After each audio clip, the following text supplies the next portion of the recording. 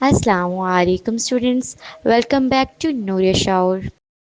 सुना है मैथ बहुत खुश्क सब्जेक्ट है। Let's prove them wrong and add some life to these numbers today. Question number 10, injective and subjective analysis. हम आ पहुंचे हैं हमारे आज के फाइनल क्वेश्चन पर। G of x is equal to x cube minus 3x। ये एक क्यूबिक पोलिनोमियल है। Let's analyse it step by step. Step number 1, injectivity investigation. g into x one is equal to g into x two, जो कि equal आएगा x one cube minus three x one is equal to three x two minus three x two, implies that x one cube minus x two cube minus three into x one minus x two is equal to zero. Algebraic formula लगाएं, a cube minus b cube और x1 minus x two common निकाल लें।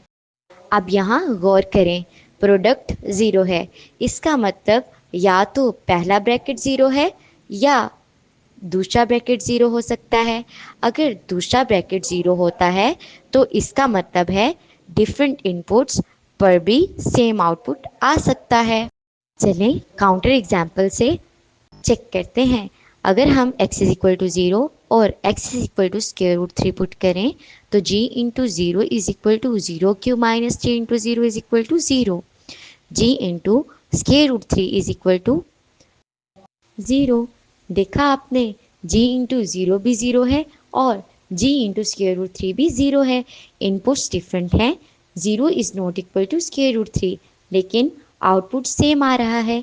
So this is not injective.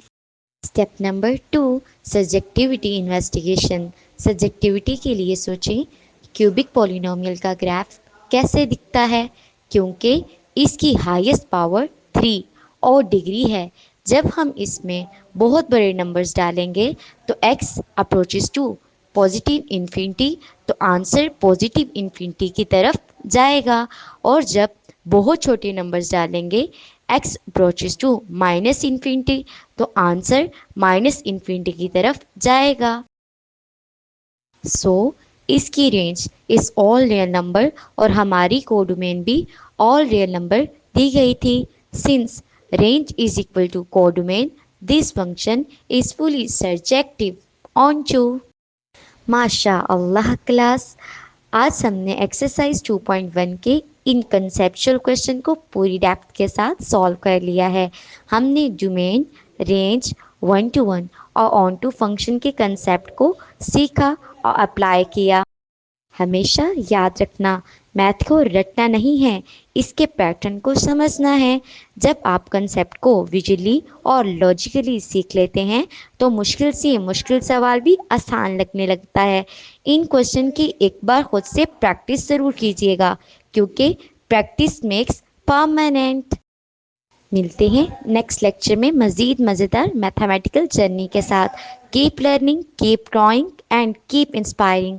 अल्लाह हाफिज़।